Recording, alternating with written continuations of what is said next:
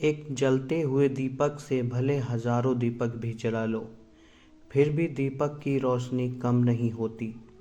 उसी तरह खुशियाँ बांटने से बढ़ती हैं, कम नहीं होती। जिस इंसान का मन शांत है, जो बोलते समय और अपना काम करते समय शांत रहता है, वह वही व्यक्ति होता है जिसने सच को हासिल कर लिया है और जो सभी दुखों से मुक्त हो चुका है। आपके पास जो कुछ भी है उसे बढ़ा चढ़ाकर मत बताइए और ना ही दूसरों से ईर्ष्या कीजिए। जो दूसरों से ईर्ष्या करता है उसे मन की शांति नहीं मिलती। क्रोध कभी नहीं जाएगा जब तक कि क्रोध के विचारों को मन में रखा जाएगा। जैसे ही क्रोध के विचारों को भुला दिया जाएगा, वैसे ही क्रोध गायब हो जाएगा। दूसरे लोगों के दोषों को न देखें, ना ही उनकी गलतियों को। इसके बजाय अपने खुद के कर्मों को देखें कि आप क्या कर चुके हैं और क्या करना अभी बाकी है।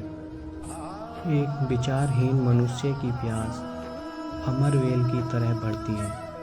वह एक जीवन से दूसरे जीवन की तरफ उसी तरह से भागता है जैसे जंगल में एक बंदर फलों के लिए एक पेड़ से दूसरे पेड़ पर भागता रहता है। अगर आपको अच्छा साथी न मिले तो अकेले चलें, उस हाथी की तरह जो कि अकेले ही जंगल में घूमता है। अकेले रहना कहीं अच्छा है, बजाय उन लोगों के साथ के जो कि आपकी प्रगति में बाधा बनते हैं। सभी व्यक्ति को सज़ा से डर लगता है, सभी मौत से डरते हैं। बाकी जीवों को भी अपने जैसा ही समझिए। खुद किसी जीव को न मारें और दूसरे को भी ऐसा करने से मना करें। जो व्यक्ति जीवन में केवल सुखों की तलाश करता है, जिसकी इंद्रियां अनियंत्रित हैं, जो खाने के लिए जीता है, वह आलसी और कमज़ोर है।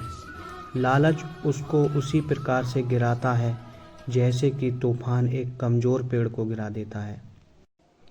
जीवन में हजारों लड़ाइयाँ जीतने से अच्छा है कि तुम समय पर विजय प्राप्त कर लो। फिर जीत तुम्हारी होगी, इसे तुमसे कोई नहीं छीन सकता। जिस तरह से आकाश में मिट्टी उछालने पर वह मुंह पर ही गिरती है, उसी तरह से मूर्ख व्यक्ति जब अच्छे लोगों के साथ बुरा करने की कोशिश करते हैं तो उनका खुद ही बुरा होता है। हम जो कुछ भी हैं वो हमने आज तक क्या सोचा है, इस बात का परिणाम है। यदि कोई व्यक्ति बुरी सोच के साथ बोलता या काम करता है तो उसे कष्ट ही मिलता है। यदि कोई व्यक्ति शुद्ध विचारों के साथ बोलता या काम करता है तो उसकी परछाई की तरह खुशी उसका साथ कभी नहीं छोड़ती। आप चाहे जितने अच्छे शब्द पढ़ लें, सुन लें या बोल लें, यह शब्द आपका भला तब तक नहीं करेंगे जब तक आप इन्हें अपने जीवन में उपयोग में नहीं लाते। हम जो शब्द बोलते हैं उनका चुनाव हमें बड़ी सावधानी से करना चाहिए, क्योंकि उन शब्दों को सुनने वाले व्यक्तियों पर उनका प्रभाव पड़ता है, फिर चाहे वह प्रभाव अच्छा हो अथवा बुरा। मन और शरीर दोनों के लिए स्वास्थ्य का रहस्य है। अतीत पर शोक मत करो, ना ही भविष्य की चिंता करो, बल्कि बुद्धिमानी और ईमानदारी से वर्तमान में जियो। किसी चीज़ पर यकीन मत करो, ये मायने नहीं रखता कि आपने उसे कहाँ पढ़ा है या किसने उसे कहा है।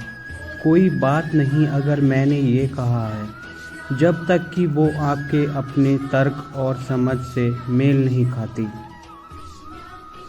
अगर किसी के विचार गंदे हैं, अगर वह लापरवाह है और धोखे से भरा हुआ है, तो वह पीले वस्त्र कैसे धारण कर सकता है। जो कोई भी अपनी प्रकृति का स्वामी है, उज्ज्वल, स्पष्ट और सत्य है, वह वास्तव में पीले वस्त्र धारण कर सकता है। मन और शरीर दोनों के लिए सेहत का रहस्य है कि जो बीत गया उस पर दुख ना करें, भविष्य की चिंता ना करें और ना ही किसी खतरे की आशा करें, बल्कि मौजूदा क्षण में बुद्धिमानी और ईमानदारी से जिएं। मन सभी मानसिक अवस्थाओं से ऊपर होता है। ज्ञान ध्यान से पैदा होता है और ध्यान के बिना ज्ञान खो जाता है। सबसे अंधेरी रात अज्ञानता है। आप केवल वही खोते हैं जिससे आप चिपक जाते हैं। जीवन में हजारों लड़ाइयाँ जीतने से अच्छा है कि तुम स्वयं पर विजय प्राप्त कर लो। जीवन में किसी उद्देश्य या लक्ष्य तक पहुँचने से ज़्यादा महत्वपूर्ण उस यात्रा को अच्छे से संपन्न करना होता है। बुराई से बुराई खत्म नहीं होती। घृणा को तो केवल प्रेम द्वारा ही समाप्त किया जा सकता है।